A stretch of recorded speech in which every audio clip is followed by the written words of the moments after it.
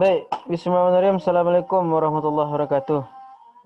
Mungkin Ustaz ingin menambahkan pertanyaan dari Nafi yang bertanya tentang dalam penciptaan langit terdapat 7 lapis langit. Lalu apakah ada yang menjelaskan baik Al-Quran maupun hadis yang menjelaskan hal yang demikian? Baik, coba kita kaji penafsiran dari Fakhruddin Ar-Razi dalam kitabnya yang berjudul Mafatihul Ghaib tentang surat Al-Mulk ayat 3. Di sini dijelaskan ketika Ar-Razi itu menafsirkan surah Al-Mulk ayat 3 yang berbunyi Alladzi khalaqa sab'a samawatin tibaqa, yang telah menciptakan 7 lapis langit. Ya, 7 langit yang berlapis, itu maksudnya ya. Samawat, 7 lapis, 7 langit tibaqa yang berlapis. Bagaimana cara Ar-Razi menafsirkan ayat ini? Karena Ar-Razi ini terkenal sebagai seorang mufassir yang terkenal dengan kelebihan sainsnya gitu. Beliau seorang mufassir dari Iran ya, dari Persia tepatnya. Beliau terkenal dalam menafsirkan itu mengkaitkan teori-teori sains dalam penafsirannya. Coba kita lihat penafsirannya terkait dengan ayat ini. Pertama-tama Ar-Razi menjelaskan dulu maksud daripada tibaqa. Nah, di sini coba kita lihat. Zakara sahibu kasyaf. Penulis kitab Al-Kasyaf atau Zamakhsyari menjelaskan kata tibaqa itu ada 3 bentuk katanya. Nah, yang pertama artinya adalah tibaqan ay mutabiqah ba'duha fawqa ba'd. Ya. Melapisi atau saling melapisi satu sama lain gitu. Min tibaqin na'l. Nah, seperti misalnya melapisi lapisan sendal gitu. Jadi lapisnya itu seperti melapisi sendal gitu. Jadi tibak itu artinya adalah saling melapisi satu sama lain. Artinya melekat gitu. Tidak terpisah. Kemudian kata tibako yang kedua diartikan oleh Zamakhsyari, ini dikutip juga oleh Ar-Razi dalam tafsirnya, ayakuna takdir zatat tibaq. Ya, bahwasanya yang dimaksud di dalam ayat ini adalah zatut tibaq. Ya. Zatnya yang berlapis-lapis. Artinya secara zat langit ini berlapis-lapis.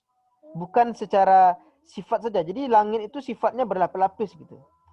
Jadi kalau Anda lihat sebenarnya langit ini kan seolah-olah kan berjarak itu. Anda dengan langit itu kan sama jaraknya kayak berbulan-bulan dia berjalan. Baru rupanya langit itu memang berlapis gitu. Meskipun tebal lapisnya tentunya luar biasa. Ya, berbulan-bulan melewatinya atau berhari-hari melewatinya dengan pesawat. Kemudian sifat tibak yang ketiga adalah ayakuna takdir tubiqat tibaqan. Bahwasanya ditakdirkan dia itu tubiqat tibaqan, betul-betul ya, betul-betul berlapis gitu. Artinya adanya penekanan di sini di dalam maksud dari tibak ini. Ya, artinya tidak hanya sekedar satu lapis tapi berlapis-lapis gitu. Tubiqat tibaqan. Banyak lapisannya. Nah, ini dia. Nah, kemudian di samping juga mengkaji dari segi makna tibaq yang artinya ada 3 tadi maknanya. Yang pertama tibaq artinya diartikan sebagai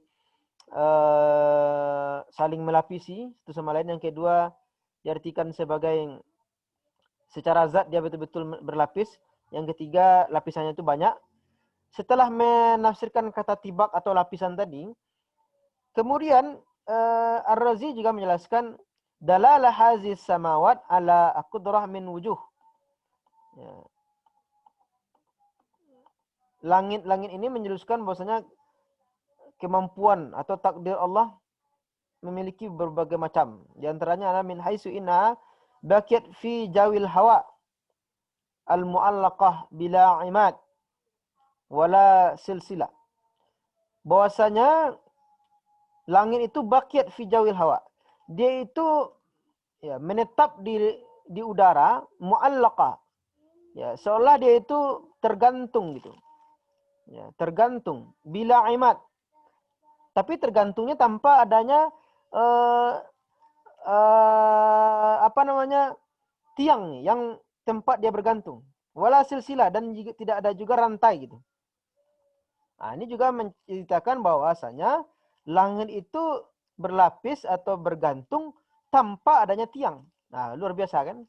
Bagaimana wawasan daripada Ar-Razi ini menafsirkan kata-kata tibak ini. Ya, dia gambarkan bagaimana langit itu ya tidak sama dengan yang kita bayangkan. Kalau kita bayangkan kalau ada atap, pasti atap itu ada tempat dia bergantung ke tiangnya kan. Tapi kalau langit tidak bergantung. Luar biasa wawasan daripada apanya. Karena dia sedang menjelaskan tentang kekuasaan Allah tentang langit ini. Kemudian min haitsu inna kulli wahid minha ikhtassa bi miqdar muayyan ma'a jawaz ma huwa azidu minhu wa anqas. Maka masing-masing dari langit itu ikhtassa bi miqdar muayyan. Itu di ukurannya itu sesuai dengan ukuran tertentu.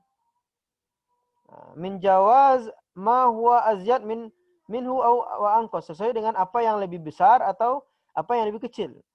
Jadi sesuai mana yang posisinya lebih kecil di mana posisinya yang lebih besar di mana posisinya. Jadi sesuai gitu, tidak ada yang tidak sesuai. Kadang-kadang kalau membuat rumah misalnya kan, kalau tidak sesuai ukurannya, yang ketek di bawah yang kadang detik, tentu nanti akan roboh. Begitu luar biasa Allah menyusun penciptaannya dalam langit ini.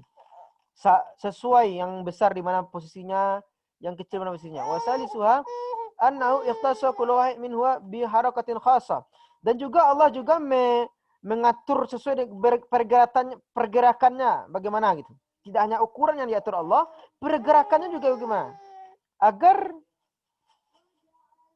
tidak berbenturan, tidak bertabrakan satu sama lain. Yang warabiha kaunuha fi zawatiha muhdasa wa kullu zalika yadullu ala istinadiha ila qadir tam qadra. Jadi semuanya itu menunjukkan bagaimana Allah Subhanahu wa taala memiliki kekuasaan yang jauh lebih kuasa daripada makhluknya. Artinya di sini kita lihat bagaimana Ar-Razi tidak hanya mengkaji aspek sainsnya, tapi juga mengkaji bagaimana aspek akidahnya. Allah yang lebih kuasa, Allah yang lebih luar biasa wawasan pengetahuan dan ilmunya daripada ilmu makhluknya. Nah, begitu kira-kira yang mungkin kita bisa kaji. Terima kasih. Assalamualaikum warahmatullahi wabarakatuh.